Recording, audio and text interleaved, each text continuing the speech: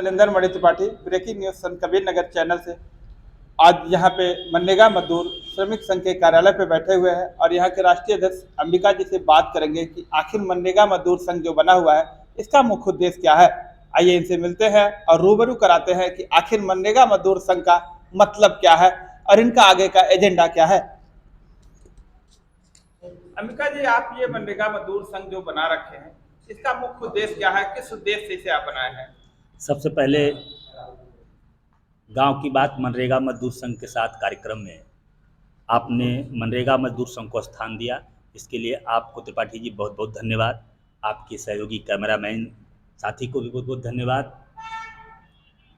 जहाँ तक प्रश्न मनरेगा मजदूर संघ का है, तो मनरेगा मजदूर संघ वह संगठन है जो यह स्वप्न सजो करके समाज में कार्य करने आया है कि ग्रामीण क्षेत्र में निवास करने वाले समस्त बेरोजगार अथवा मनरेगा श्रमिक को मनरेगा अधिनियम 2005 के लाभ सुचारू रूप से दिला करके, श्रम विभाग की योजनाओं का सुचारू रूप से लाभ दिला करके, समूहों को प्रोत्साहित करके उनके उत्पादों को सरल बाजार दिला करके आर्थिक आज़ादी दिलाते। इस तरह की सोच आपके मन में कैसे आई कि आखिर जो मनरेगा के मजदूर हैं, साथ ही जो महिला समूह चला रही हैं जिनको सरकार पैसा तो देती है लेकिन उनके द्वारा जो सामान उत्पाद किए जाते हैं उसको बिक्री के लिए कहीं पे ऐसे स्टॉल नहीं बनाए गए हैं, तो आपके मन में इस तरह के विचार आए हैं। तो अब ये विचार आपके कहाँ तक फैले हैं, कब तक इसकी शुभारंभ करेंगे? बड़ा अच्छा सवाल है आपका। 2008 के पहले हम भी मनरेगा श्रमिक थे। सामान्य परिवार से हमारी पृष्ठभूमि है। हमारे साथ आसपास काम करने वाले, चाहे वो राष्ट्रीय सचिव जी हों, चाहे सदस्यता अभियान प्रमुख जी हों, या इस जिले के जिलाध्यक्ष लाल बहादुर जी, कुटुंब प्रभारी सोहन जी हैं, जिला कोषाध्यक्ष राजेश जी हैं, जिला महासचिव सलाहुद्दीन जी हैं, ये सब सामान्य वर्ग के लोग हैं और गांव को निवास करते हैं। हम लोगों ने देखा कि मनरेगा अधिनियम जिस मंशा से आई थी, गांव से शहरों की तरफ पलायन को रोकने के लिए, गांव के लोगों को गांव में ही रोजगार देने के लिए, परंतु ग्राम विकास विभाग के कर्मचारियों और अधिकारियों द्वारा, कार्यदायी संस्थाओं द्वारा पूरी तरह से इसको लूट करके सरकार की उस पुनीत मंशा को ही नष्ट कर दिया गया। आज वर्तमान में मनरेगा 100% सिर्फ भ्रष्टाचार का अड्डा बन के रह गया है। गांव के बेरोजगार या मनरेगा श्रमिकों के हित का कोई भी उद्देश्य वर्तमान में दूर दूर तक दिखाई नहीं पड़ता। स्थिति आपको बता दूं, संगठन के पदाधिकारी कार्यकर्ता विकास खंड स्तर पर सभी ग्राम पंचायतों से 50-50 कार्यकर्ता, वह कार्यकर्ता जो मनरेगा में काम करना चाहते हैं परंतु पा नहीं रहे हैं, उनको इकट्ठा करके ब्लॉक पर लाते हैं, काम की मांग कराते हैं। नियम ये कहता है मनरेगा का कि 15 दिन में उनको काम दे दिया जाए, लेकिन जब काम मांग लिया जाता है तो बीडीओ साहब लोग प्रवचन सुनाते हैं पदाधिकारी, अभी कहाँ मस्टोल निकल पाएगा, अभी वर्क आईडी जनरेट होगी, अभी काम कहाँ है। जबकि एक्ट कहता है कि श्रमिक ने काम मांग लिया तो 15 दिन में कार्यक्रम अधिकारी की जिम्मेदारी है कि वो काम पैदा करे, वर्क आईडी जनरेट कराए, एस्टिमेट बनवाए और मजदूर निकाल के काम दे दे। हम 2008 में जब काम करते थे तो देखते थे कार्यस्थल पे कड़ी धूप है, न छाया की व्यवस्था, न पानी की व्यवस्था, न स्वास्थ्य किट की व्यवस्था। स्थिति यहाँ तक होती थी कि रोजगार सेवक कार्यस्थल पे जॉब कार्डों पे कहीं मजदूरी कार्य का अंकन करता ही नहीं था। अरे यहाँ तक की स्थिति थी, मेरे ही गांव में इतना स्थिति ये थी कि 80% श्रमिकों के जॉब कार्ड प्रधान जी के यहाँ बंधक पड़े रहते थे, पासबुक तक बंधक पड़े रहते थे कि श्रमिक के पास पासबुक हो तो अपनी मजदूरी निकाल लेगा। बड़ा नजदीकी से देखा गया इस कार्यक्रम को, बड़ा पीड़ा हुई सरकार की इस महत्वाकांक्षी अधिनियम के साथ व्यवहार देखते। तो फिर हम लोगों ने सोचा कि हम भारत के नौजवान हैं, लखनऊ विश्वविद्यालय तक शिक्षा लिए हैं, तो क्यों ना अपने गांव के लिए काम करें। तो 2018 छठवें महीने से हम लोगों ने विधिवत मनरेगा मजदूर संघ की स्थापना की। इसका पंजीकरण हर स्तर पे हुआ है और फिर हम गांव के लिए काम करने लगे। आज वर्तमान में 2.5 से 3 सालों में यूपी के 75 जनपदों तक संगठन पहुंच चुका है। 826 विकास खंडों में विधिवत कार्य कर रहा। हाँ, परेशानियां हो रही हैं, पदाधिकारियों को कार्यदायी संस्थाएं धमकाती है। पदाधिकारी अगर श्रमिकों की समस्याओं को लेके बीडीओ के पास जाता है तो बीडीओ अलग धमकाता है, प्रेशर में लेता है, डीसी मनरेगा अलग प्रेशर में लेते हैं।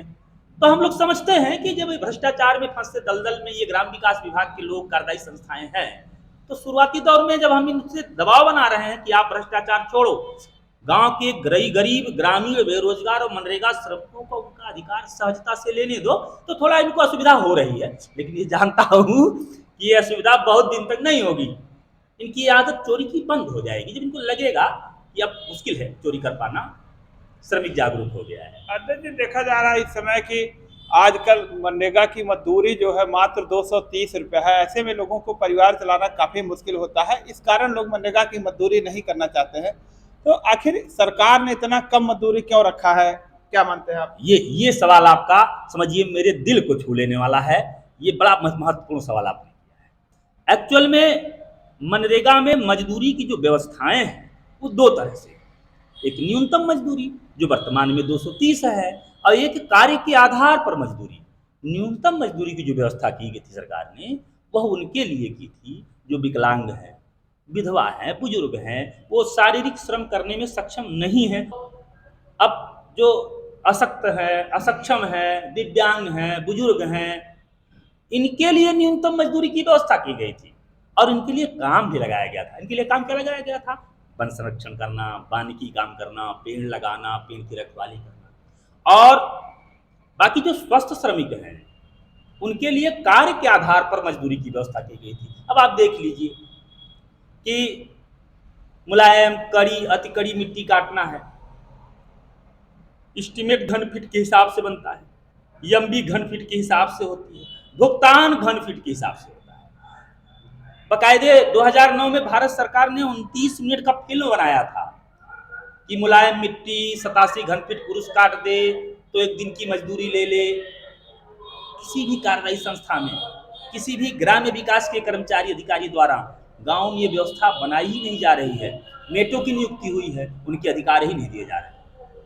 रोजगार सेवक है, उनका भी प्रधान शोषण कर रहा है, इसलिए कि अगर वो प्रधान की बात नहीं मानता तो पता चलेगा कि प्रधान जी अपने आदमी से ही काम करा रहे हैं। अरे आपको बता दें, लेबर डिमांड जो विकास खंडों पे जा रहे हैं वो सब फर्जी जा रहे हैं। जो काम नहीं करने वाले लोग हैं उनके नाम कार्यदायी संस्था लेबर डिमांड भर दे रही है, और जहां हस्ताक्षर अंगूठा निशानी लगाना है वहां कार्यदायी संस्था खुद लगा दे रही है श्रमिक का। और यह कार्यक्रम अधिकारी विकास खंडों पे भली भांति जान रहे हैं, लेकिन कोई कार्यवाही नहीं कर रहे हैं, क्योंकि इन्होंने मनरेगा में भ्रष्टाचार को एक परंपरा बना दिया है। और जब कोई भी भ्रष्टाचार या कोई भी विषय परंपरा बन जाती है ना, तो उसमें बुराइयां दिखती ही नहीं परंपरा वालों को। अध्यक्ष जी, इसकी रोकथाम के लिए अब आगे आपका संगठन क्या कदम उठाएगा कि आखिर जिस तरह से ये भ्रष्टाचार आप बता रहे हैं कि पूरे उत्तर प्रदेश से ही नहीं पूरे देश में व्याप्त है, जगह जगह इस तरह की समस्याएं आ रही हैं, भ्रष्टाचार में पूरी तरह से लिप्त है, मनरेगा मजदूरों को काम नहीं मिल पा रहा है, और काम जो कराए जाते हैं वो पहले से आधारित होते हैं, उस पर जाता है पैसा, इधर उधर डिवाइड होता है। इसकी रोकथाम के लिए क्या आगे कदम उठाएंगे आपकी संस्था? देखिए, मनरेगा मजदूर संघ ये प्रयास कर रहा है अपने 7,000 निष्ठावान पदाधिकारियों के माध्यम से, 7 लाख कार्यकर्ताओं के माध्यम से, कि हम 75 जनपदों में प्रत्येक गांव तक जाएंगे, 54,000 ग्राम पंचायतों तक जाएंगे और अपने ग्रामीण बेरोजगार और मनरेगा श्रमिकों के मनरेगा कानून में उनके अधिकार क्या हैं और उनका कर्तव्य क्या है, इसके प्रति भली भांति जागरूक करेंगे। संगठन में उन्हें हम संगठित करेंगे और उनका सहयोग करते हुए उनको उनके अधिकार दिलाने में, पाने में उनकी मदद करेंगे। जो ही गांव का बेरोजगार और मनरेगा श्रमिक अपने अधिकारों के प्रति जागरूक हो जाएगा, तुरंत भ्रष्टाचारियों की दुकान बंद हो जानी है। और यही मात्र एक विकल्प है। हालांकि सरकार ने कार्य एजेंसी के माध्यम से प्रचार प्रसार की व्यवस्था की है, लेकिन ग्राम्य विकास विभाग जान के प्रचार प्रसार नहीं कराता है। क्यों? प्रचार प्रसार करा देगा तो ये जो बाजार चल रही है लेनी और देनी की, ये सरलता से बंद हो जाएगी।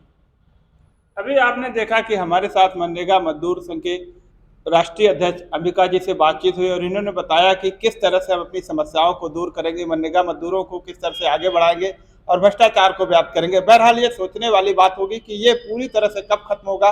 मैं शैलेंद्र मणि त्रिपाठी, संत कबीरनगर, ब्रेकिंग न्यूज संत कबीरनगर से।